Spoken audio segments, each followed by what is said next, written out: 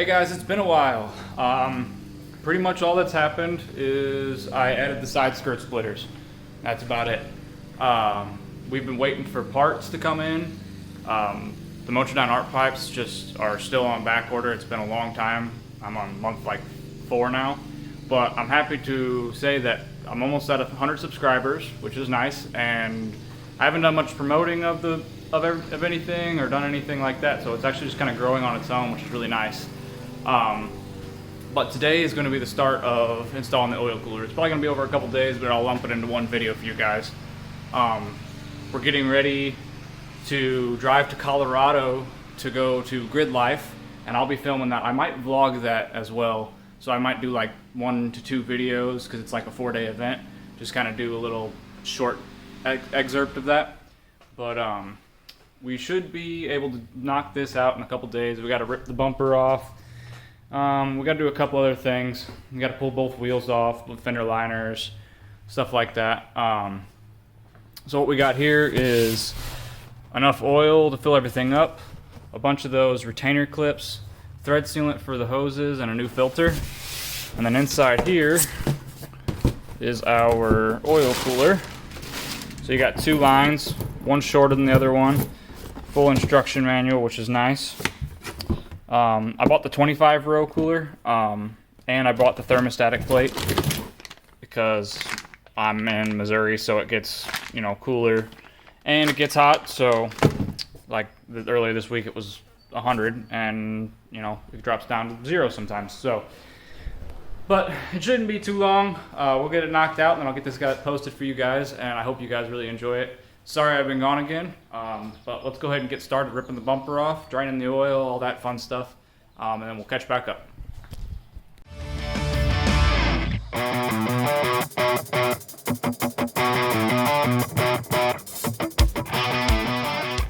Alright guys, after a little bit of struggling of trying to get the car up on a jack, I had to have my wife come up and help me because I put the car up without loosening the lug nuts. I had to put it up on boards.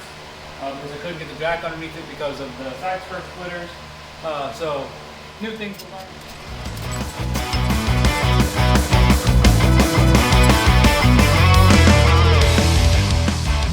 Alright, first step to this process was to pull the passenger side wheel off. It doesn't say that you have to pull off the driver's side. It might make it easier though, so I've already got it loosened, so I'm probably going to pull it off anyways. Then we have to pull off the under tray, which I've already pulled off. I've got to pull off these small little side plastic pieces, and then I believe we have to pull the fender liner, at least on this side, and then we will go from there.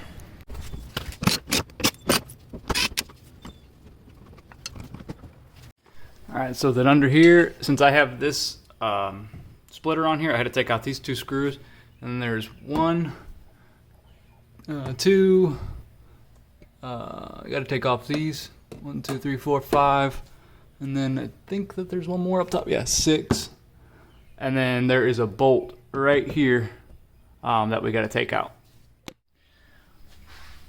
All right, guys. Well, we went ahead and removed the front bumper and a bunch of the front fascias and underneath the undershroud and everything. So this is what we're looking at now. I went also ahead and removed the crash bar across the front, which is just, you'll have that big white piece here that literally just pops right off. And then you have 4 12mm bolts on each side, and it'll just pop right off. And then I just got that sitting over there. Some of this might look different than you guys's because I've got the engine intakes, so they come down here at the bottom of the bumper. Hopefully those don't get in the way when I'm trying to run things. And then I've also got a relocated washer fluid reservoir. Sorry about that. So essentially all that had to be done was both fender liners on both sides, because the lines are going to be running right through here. We got a little spacer that goes where this power steering lines are. It gets an inch bumped out right here, and then it's going to come through here and route down. But the oil cooler is going to sit right here, these 2 brackets here, and then we got to drill through this up here somewhere, I believe. But this is as far as I'm going to take it for this week. We're getting ready to head to the lake, so I'm going to leave it here, and we will get back to it. when we get back. And we're back. So I hope you guys had a good 4th of July weekend. Ours was pretty eventful. My dad's car that he bought 2 days before we left to haul the pontoon boat had a fuel relay go out in the middle of the highway. So that was fun. And then we were cruising around on our pontoon boat, having fun with all of our family on it, and then the motor seized up. But we made the best of it, and we're having a good time, so I hope you guys did too, and we're going to get back to this install on the oil cooler. So let's get started. Alright, so the next step after taking all the bumpers and the covers and the fender liners and all that stuff off is to actually assemble the oil cooler. So what we got here is we got the 25 row, the lower bracket, and then this is an upper bracket, and then a couple pieces of hardware. All this stuff up here is not necessary yet, that's for later on. So we're going to go ahead and assemble all that, and we'll catch back up. So on this bracket it comes with an extra set of brackets, and these are like a rubber isolator here in the middle, but you're going to need an Allen key to get those out. So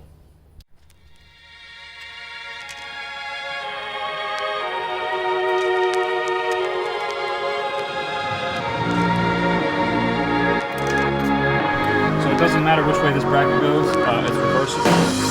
So go ahead and put this on here.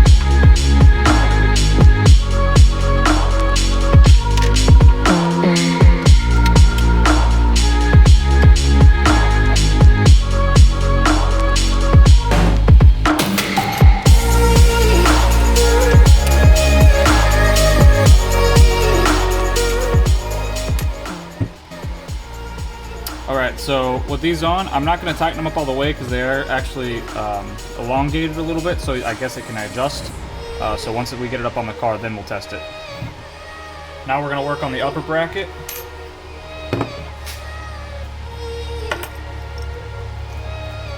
Same thing with this one, I'm not going to tighten it all the way.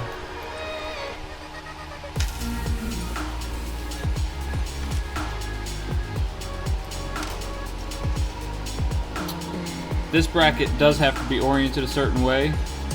So whichever way this way is facing, whichever way the bottom bracket is facing, so this one's facing up, then on this bracket, you want this piece to be facing down. So I believe it goes like through here.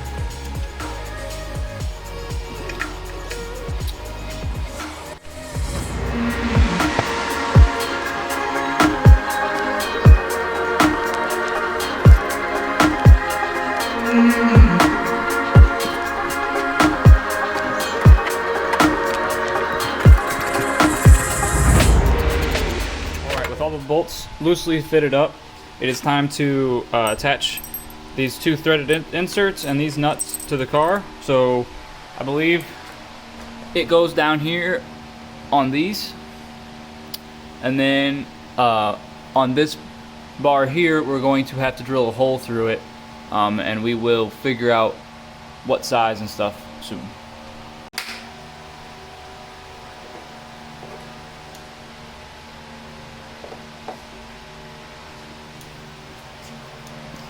Alright, now with these, I watched another YouTuber, I believe it was Crazen's YouTube, and he said do not push these clips all the way down.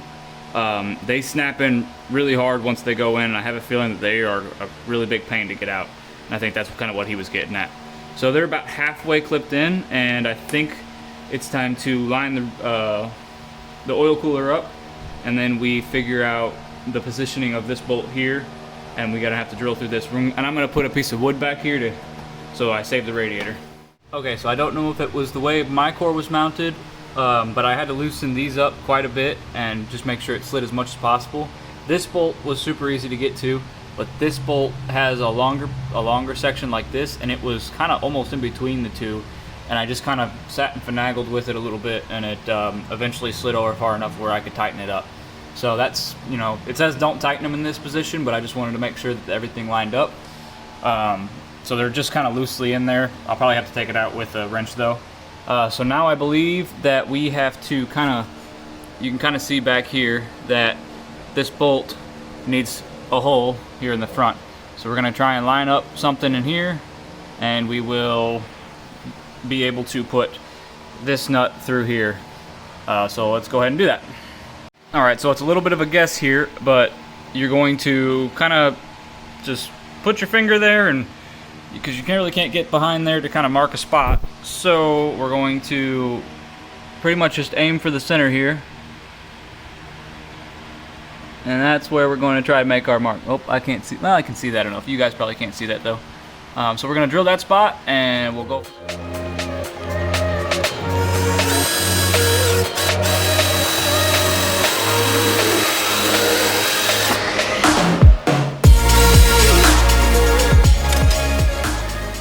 Alright, now you can go ahead and bring your oil cooler back over. And we're going to test to make sure it all fits. And it's looking like I went. Alright,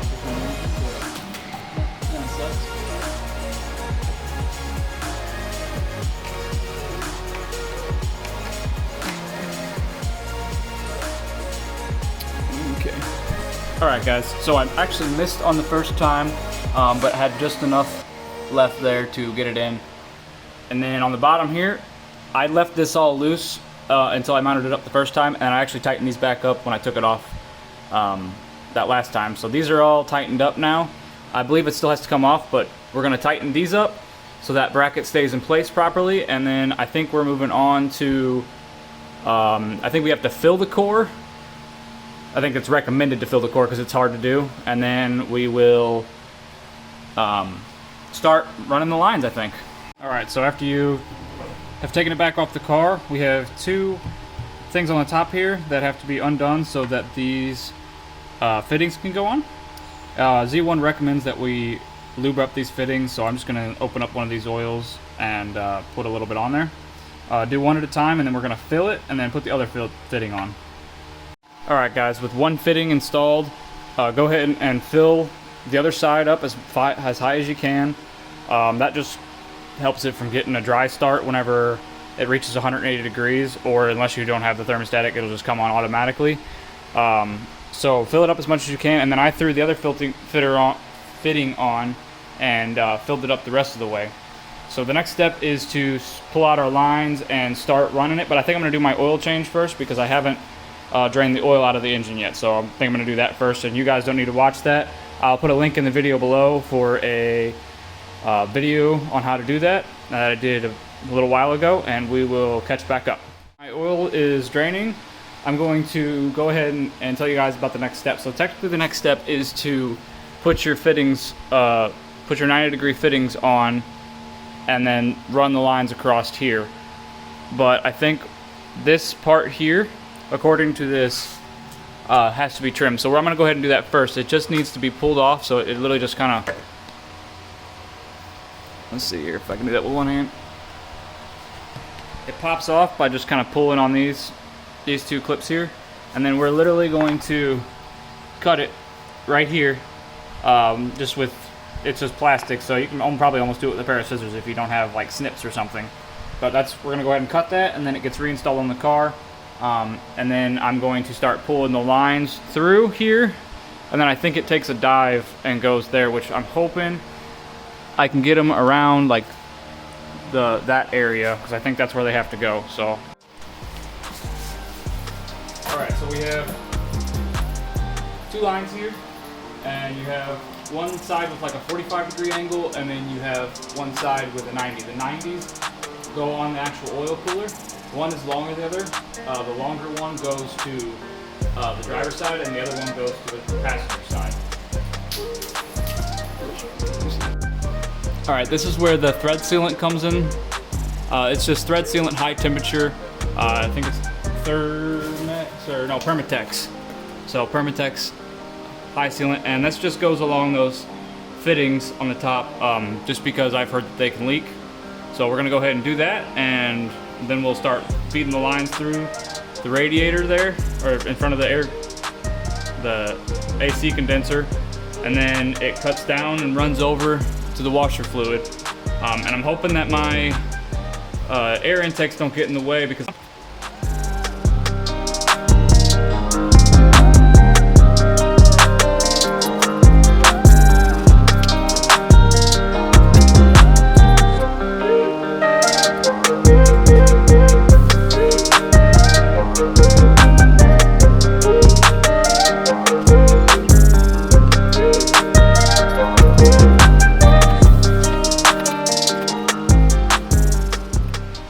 just so you guys can see that. So it runs across the top, and then we're gonna keep the lines tidy. I'm gonna throw the crash bar back on here so I know exactly where they go.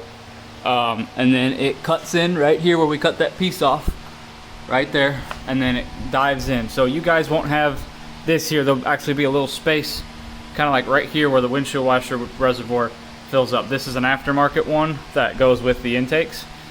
I'm kind of disappointed in the rustiness of these brackets that came with it. You figured they would have been coated, but it's really tight right here, so I'm gonna have to figure out something, and I'm probably gonna end up wrapping the line with some electrical tape or something just to make sure that it doesn't rub through on the line. But we're gonna go ahead and start passing it through, and then once it passes through, you'll see right here that bolt that's on the power steering lines is supposed to be bumped out with a little spacer that Z1 includes. I think I'm going to do that right now before I go any further, because it's going to have to go through those. Just be careful when you're pulling on these lines, because you don't want to bust it anywhere else. But I did see that Crazen actually left his on. He still spaced it out, but he couldn't get his lines behind here. So we'll see how mine does.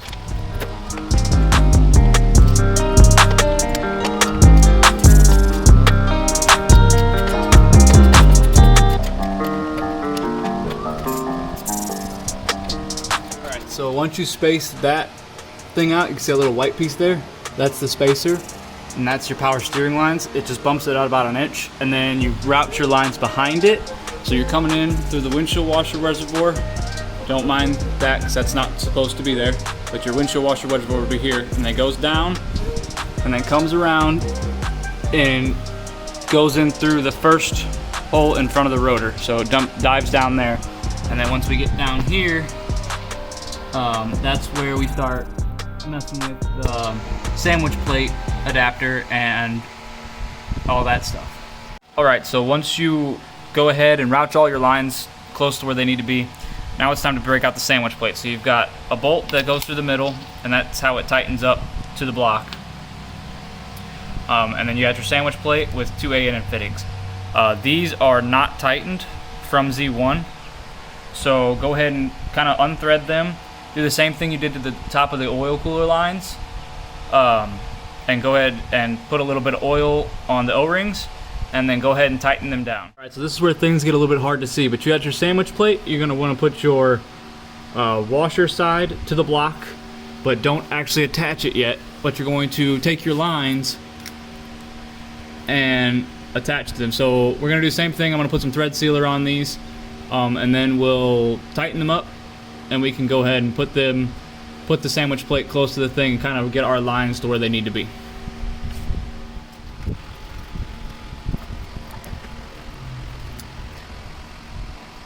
Alright guys, I forgot to hit record, but we have already filled the car back up with oil. I put the oil filter on.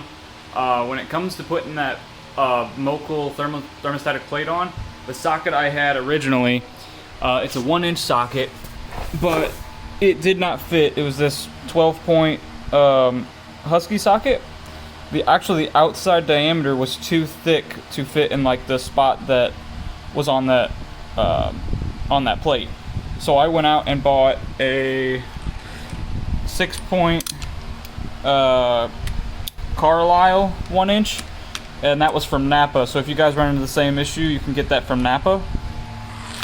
And you know, all you're really doing is tightening. There's a bolt up that goes through the middle of the filter housing here, and you tighten that up to 25 foot-pounds of torque, and then you throw your filter on the end. Make sure your lines are all out of the way.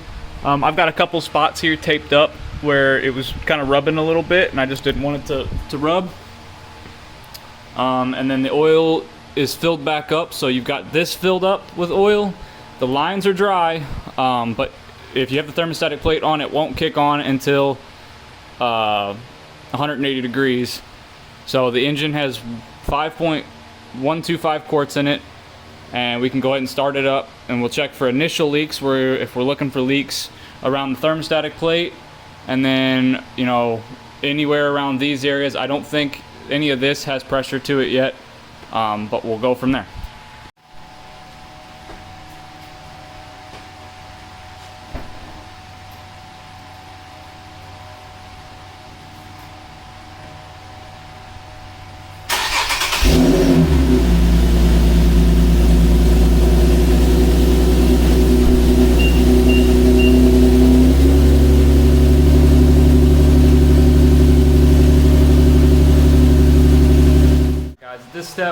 you've let the car run for a little bit, you check for oil leaks around the filter adapter and everything.